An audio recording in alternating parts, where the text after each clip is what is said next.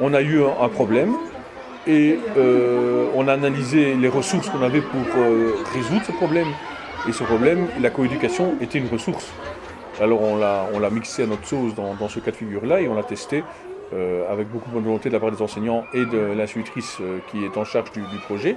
On a mobilisé des concertations, des discussions et on est arrivé à ce mode de fonctionnement-là. Donc c'était le besoin qui a nécessité cette résolution de problème. Donc on avait une chinoise de Chine, un Slovaque, deux Algériens, un de Guinée et un de Palestine. Parents et enfants qui ne parlaient pas et ne comprenaient pas le français du tout. Et tous en première année primaire. C'était une chance qu'ils soient dans la même classe, dans la même année. Et donc, comme on a dit on a décidé qu'on ne pouvait pas les laisser comme ça. Et donc, on a créé des groupes de travail où ces enfants-là sont pris 1 heure par jour au matin par une enseignante qui leur apprend les rudiments du français. Et très vite, sur le principe de la communication, on s'est dit qu'on ne pouvait pas laisser les enfants sans toucher les parents. Et donc, si on voulait que l'enseignement soit assez pertinent et utile aux enfants, il fallait également toucher les parents. Et donc, on a créé le vendredi après-midi depuis le mois d'octobre. Tous les vendredis après-midi, ces parents-là et ces enfants viennent à l'école où ils sont par une enseignante, généralement par moi également, où on les anime et on leur apprend des champs lexicaux qu'ils auront besoin, notamment les champs lexicaux des consignes scolaires, le champ lexical des vêtements, le champ lexical des affaires de la maison, du mobilier scolaire, du matériel, etc. Donc tout ça, on a travaillé avec eux pour favoriser les communications. Et les enfants, le vendredi après-midi, montraient à leurs parents ce qu'ils avaient appris durant la semaine et devenaient les enseignants de leurs parents durant cette notion-là. Et donc on a intensifié les échanges, on a même mélangé les enfants et les parents. Donc on avait le petit Palestinien qui apprenait à la maman slovaque, on a la petite Chinoise qui apprenait à l'Algérien, etc. C'était vraiment multiculturel et d'ailleurs très touchant.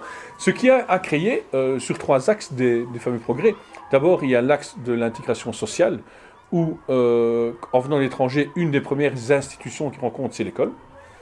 Et se sentir accueillis par l'enseignement, par l'institution scolaire, a favorisé leur intégration au niveau de la société. Ça, c'était un point. Et l'intégration au niveau des autres familles, parce que le fait qu'ils soient à l'école, ils sont devenus très à l'aise dans l'école, très accueillis et très ouverts. Et on partage même des plats locaux. Ils arrivent avec des plats qu'on partage entre nous le vendredi après-midi, etc. Et donc, c'est au niveau de l'intégration. Et un lien très fort s'est formé entre ses parents. Donc ça, c'est une première chose. Puis après, il y a au niveau de l'affectif, ça, effectivement, c'était un gain. Les enfants qui étaient très renfermés au sein de la classe sont très ouverts dans ces ateliers. Et le bénéfice tiré pour la classe était quasi immédiat, dans le sens où ils étaient beaucoup plus à l'aise, beaucoup plus confiance en eux, confiance aux directeurs, aux enseignants, etc. Et voilà. Et alors, les parents, la même chose. Ils avaient connaissaient à qui parler, comment s'adresser, et la communication avec ces familles-là a été très, très pertinente et très pointue. On a aussi mis au point un système par groupe de Messenger où les parents devaient reproduire, donc ils retournaient avec des outils scolaires à destination des parents et des enfants, donc il n'y a pas de ségrégation entre les deux, donc c'est un outil pour les deux, et ils devaient envoyer sur le groupe de l'école des mini-films qu'ils faisaient, des vidéos, lors du travail qu'ils faisaient en soirée à la maison. Et c'était vraiment super, parce qu'on voyait les parents slovaques avec l'enfant répéter les champs lexicaux avec les dessins associés, etc. L'enfant qui reprenait les parents, le parent qui reprenait l'enfant, et ils apprenaient ensemble. Et toujours avec l'école qui, même à 8 h du soir, commentait sur le site avec le partage de vidéos, et ils se commentaient les uns les autres. Donc ça, c'était super. Et puis le pédagogique, où ça favorisait le déblocage, en tout cas par rapport à la langue française, toujours dans le respect de leurs origines. Donc ça veut dire qu'on a vraiment construit la langue française comme une deuxième langue, et pas comme une première langue. On ne voulait pas remplacer leur culture. On a vraiment essayé de leur apprendre le français tout en reconnaissant. D'ailleurs, chaque séance commence par un échange de mots de leur culture. Donc on partage un mot. On commence par merci, bonjour. Donc on a appris à dire bonjour en chinois et je vous jure que c'est pas facile.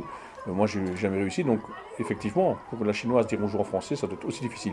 Donc le fait de faire l'effort de parler quelques mots de leur langue, c'était de fou rire, mais aussi une reconnaissance de la difficulté de ce partage-là.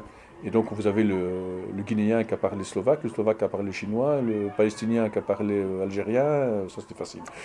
Mais voilà, un échange de mots, ça durait 10 minutes, un quart d'heure de cette culture-là, avant d'entamer forcément le français. Donc voilà un peu le projet qu'on mène maintenant depuis le mois d'octobre, et les parents sont demandeurs. Et ce qu'on a pu constater, c'était assez comique, c'est que c'est les papas qui sont venus en premier, avec leurs enfants. Et au bout de la deuxième, troisième séance, ils m'ont tous demandé est-ce qu'on peut venir avec les épouses. Et ça doit être culturel, une origine culturelle. Et donc les papas ont été débloqués beaucoup plus vite parce que c'était eux qui faisaient les démarches administratives. Donc ils ont dû apprendre. Et on s'est retrouvé avec les mamans qui, elles, ne parlaient pas du tout le français. Et donc, trouvaient intéressant. Elles viennent avec leur petit cartable et tout. Hein. Le vendredi après-midi, c'est un plaisir de se retrouver et de venir à l'école travailler. Alors j'espère que cet après-midi, ça va aller, qu'elles seront là. Et on travaille avec les fascicules. Donc les champs lexicaux, on s'est travaillé avec les fascicules de Polo. Et donc chaque parent et chaque enfant retournait avec un fascicule à la maison pour retravailler dans le domaine familial. Ils retournaient aussi avec du matériel. L'école, la institutrice qui est en charge de ce projet-là, fabriquait du matériel. Ils retournent par exemple du matériel sur les couleurs, etc. Et ils jouent aux cartes avec les couleurs. Et voilà. Donc voilà, c'est un beau projet, une belle expérience. Comment réagissent les enseignants? Ils participent aux séances? Alors, les enseignants participent un quart d'heure, parce qu'après, ils sont avec le reste de leur classe, donc on enlève les enfants de la classe. Mais les enseignants sont tenus au courant et sont dans le groupe. Donc, les échanges vidéo, c'est les enseignants qui renforcent le feedback positif qu'ils peuvent donner à ces séances vidéo dans le groupe de Messenger. Et le contact avec les parents et les enfants a été changé. On a changé les dés directement grâce à ça. Et les enseignants voient des apports, des bénéfices pour les enfants? Alors, on leur demandera après, mais effectivement, au niveau humain, c'est indéniable, et très rapidement. C'est vraiment quelque chose que je peux recommander, parce que le bénéfice humain, donc d'estime de soi, de confiance en soi, d'envie d'apprendre, il était quasi immédiat. Dès la deuxième séance, c'était débloqué dans les classes, les enfants ont changé d'attitude, ils ont voulu progresser, alors qu'ils étaient un peu éteints et ils se demandaient où ils étaient. Donc ça, le bénéfice humain a été quasi immédiat. Le bénéfice de la communication avec les parents était immédiat aussi. Au niveau pédagogique, il a fallu le temps que l'apprentissage de la langue se fasse, mais maintenant tous ces enfants-là qui sont partis de zéro communiquent une phare de réussite. Donc ça veut dire qu'on ne pouvait pas leur donner un bulletin comme les autres, et donc leurs apprentissages et les progrès, suivant la pédagogie des octophones, qui met les émotions en avant, les